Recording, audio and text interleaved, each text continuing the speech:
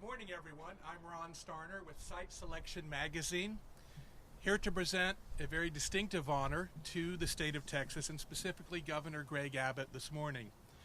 You know, the word dynasty is often associated with legendary sports teams. You're no stranger to that.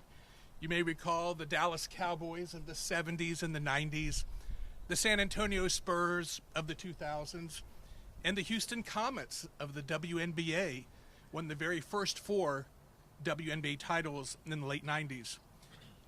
When we talk about dynasty, it's really about excellence, and we know excellence when we see it. Being a dynasty isn't just about winning, it is about how you win and how often you do it. Well, it is time to start talking about the state of Texas as an economic development dynasty. The highest award that any state can receive for economic development is the Site Selection Magazine Governor's Cup Trophy, which annually goes to the state that produces the most corporate real estate investment projects in the country. Our Atlanta-based magazine inaugurated this award in 1988, exactly 38 years ago today. Being a dynasty means that you show longevity in winning and that you win consistently in dominant fashion. By that measurement, no other state comes close to Texas. Since 2000, Site Selection has bestowed the Governor's Cup 26 times. Texas has won the trophy 16 of those times. Ohio is the next closest with 6. No other state has 2. Today, I am here to award the Site Selection Governor's Cup Trophy to Texas Governor Greg Abbott for a record 17th time this century, including, are you ready for this?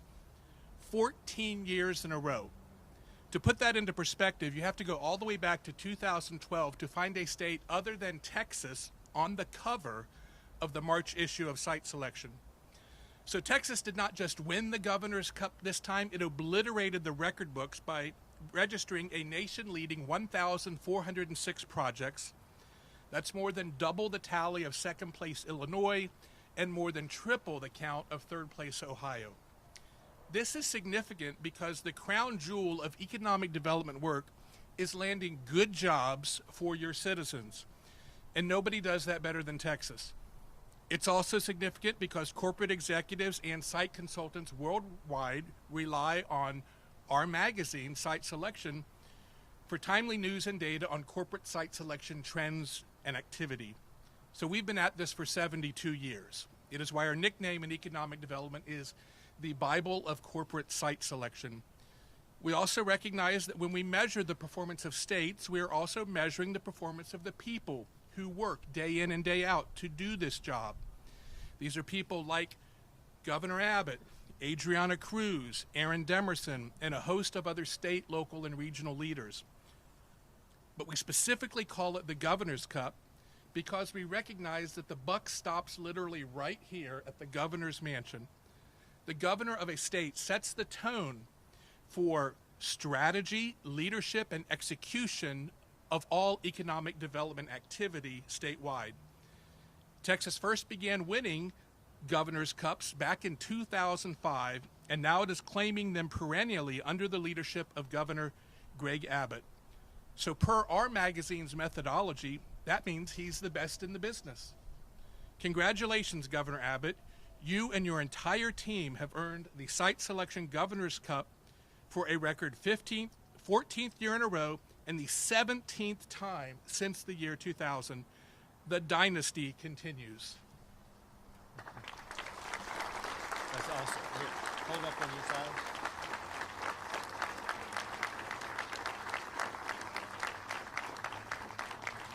That's awesome. Thank you.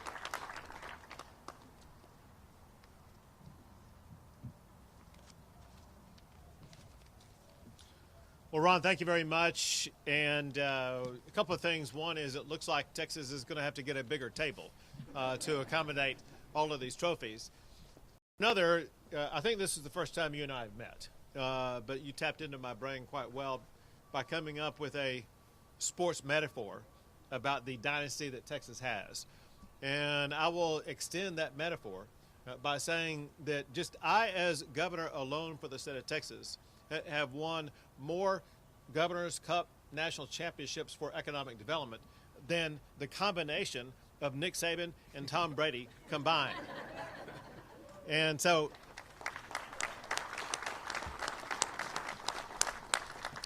I need to be the one in that duck commercial that Nick Saban is in, but one of these days. On behalf of the state of Texas, we're proud to have you here. I want to let you know that one reason why Texas continues to win these is because we have weather like this every single day that attracts people to this state. But more so than that, we, as you point out, have the best team in America. And that team is broad and substantial, and I want to recount just a little bit of it real quick. Obviously, we have with us what would be our national and international ambassador behind me, and that is the Texas Secretary of State, Jane Nelson. But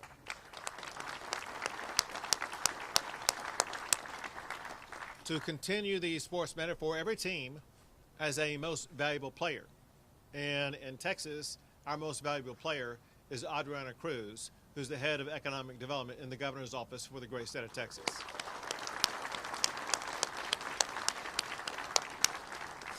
But she knows that she has a team filled with great teammates, probably nobody else more important to ensure that Texas remains first and foremost among states across the entire world, and that is the head of the Texas Economic Development Corporation, Aaron Demerson. Aaron, thank you.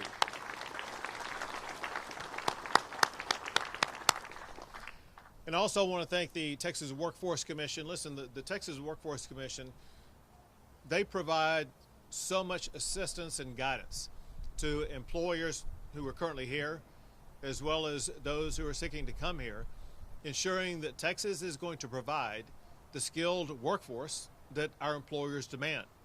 In turn, that leads to good paying jobs for more Texans. And it is very helpful to have the Texas Workforce Commission, as well as, very importantly, all the people who are standing on the steps behind me. It's a combination of two groups. One is the group of professionals across the state of Texas, literally from West Texas to East Texas to North Texas to South Texas, and many parts in between. These local economic development teams may be the difference maker in Texas that differentiates us from other states. The fact of the matter is, on a daily and weekly basis, our local economic development teams and leaders, they are working to compete against other communities in Texas, compete against other states, and sometimes even compete against other countries. And when we have so many of those robust local economic development teams working alongside the state of Texas, that just is wind at our back to ensure we will be leading in projects now and going forward. Speaking of projects, this is not 14 and done for the state of Texas. We no doubt are on track to be in a very meaningful position this coming year. Texas, as we speak right now, has well over 400 projects in the queue. They're economic development projects that we have a great chance of landing over the course of the next 12 months, and ensuring that Texas should be on a pathway to once again ranking #1 in the United States of America. And then, very importantly, are the businesses who make decisions to either come to the state of Texas or who are already here, who make the decision to invest more in the state of Texas. Regardless, what they have found is that the state of Texas offers the best platform for them to be able to achieve. Let me outline some of those aspects and connect with one of the most important. Because of these businesses, because of what we've done economically, Texas ranks #1 in the United States for the most new jobs, #1 for the most new economic development projects, #1 in the United States for the most capital investment. Texas ranks at #1 for the value of goods produced. We rank #1 for the most new corporate headquarter relocations. During my time as governor, there have been more than 300 of those corporate headquarter relocations to the state of Texas. But very importantly, Texas also ranks #1 as the best business climate. Let me underscore that for a moment. It's that business climate that businesses look to when they want to make a decision about where they should locate. They need to know that the climate they're going into is not a climate that's hostile, that's going to be imposing more taxes and regulations that make it more difficult to operate. They want to go to a climate that's business friendly. And Texas has clearly established the most business friendly climate of any state in the United States. And just as important as me talking about, let's say, Fortune 500 company headquarters that are moving here, the fact of the matter is that more than 98% of all businesses in our state are small businesses.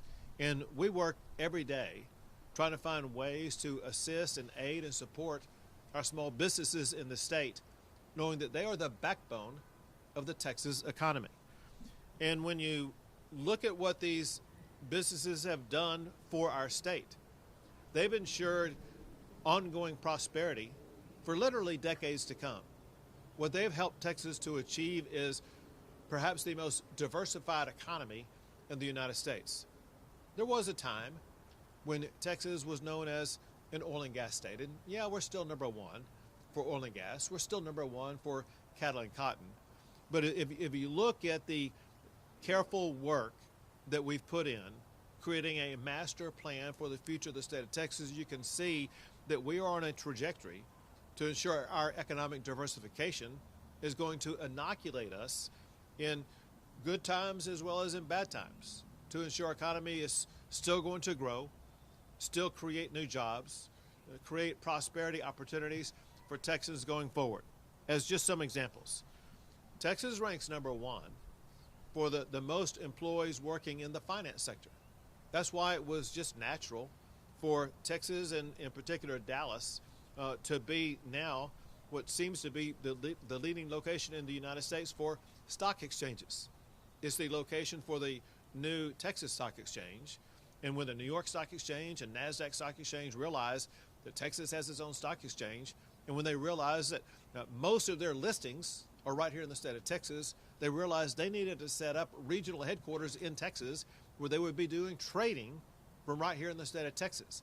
And this is something that's just going to accelerate, knowing that those stock exchanges I just mentioned are operating in a city that's now run by a communist, whereas Texas, to the contrary, is the most capitalistic state in the United States of America.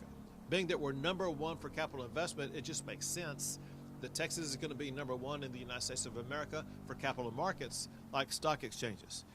We also lead the nation already in technology as well as exports of technology. Texas ranks number one in the United States for semiconductor manufacturing and semiconductor exports. And when you look at where we are going forward, Texas is the fastest growing economy in the United States of America for space as well as for artificial intelligence. Those are two of the key drivers of global economics going out 1, 2, 3, and 4, 5 decades. Texas is the best positioned state for all of those, especially when you take into consideration that everything that's being built in the United States of America depends upon one source of power, and that is electricity. Texas also happens to rank number one in the United States for electricity generation, so much so, Texas produces more electrical generation than the second and third states combined. There is no state that's better designed or better positioned than the state of Texas economically now and going forward. And so the dominance that you're talking about, the dynasty that you're talking about, Texas is well positioned to ensure that dynasty continues for generations to come in the state of Texas. But again, the success we have achieved today would not exist without the people behind me and their peers across the state who work with us to ensure Texas remains the best state in America to do business. Thank you all very much.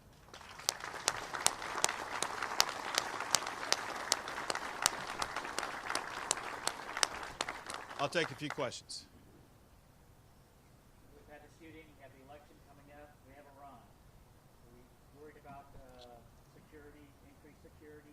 Are we going to try and do that for the election tomorrow?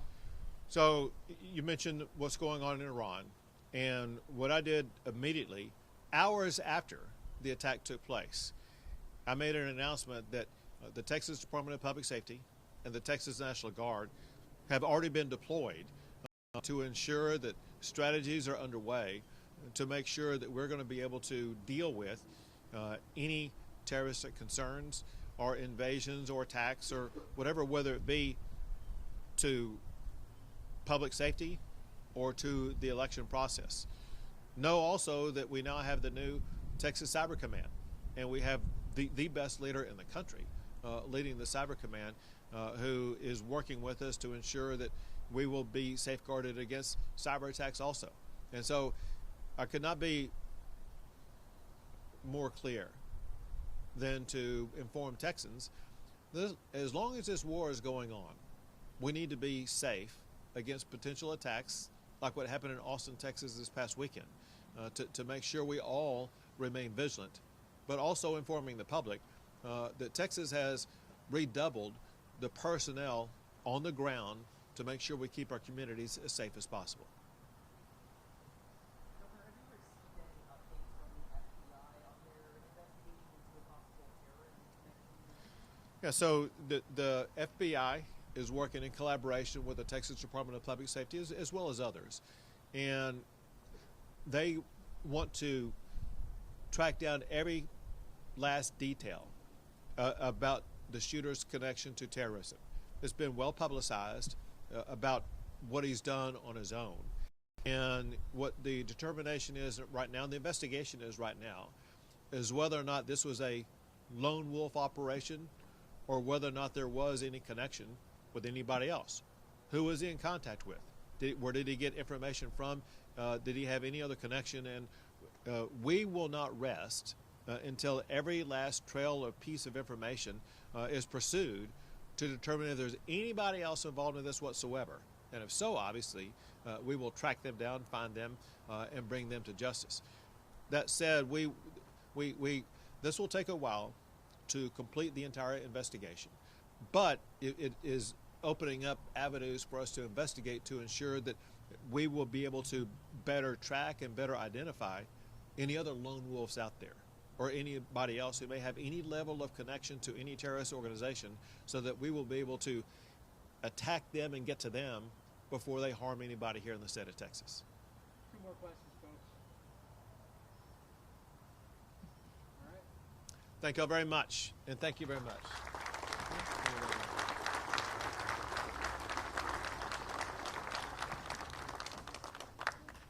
Thank you all very much. What a great job. Appreciate what y'all do every single day.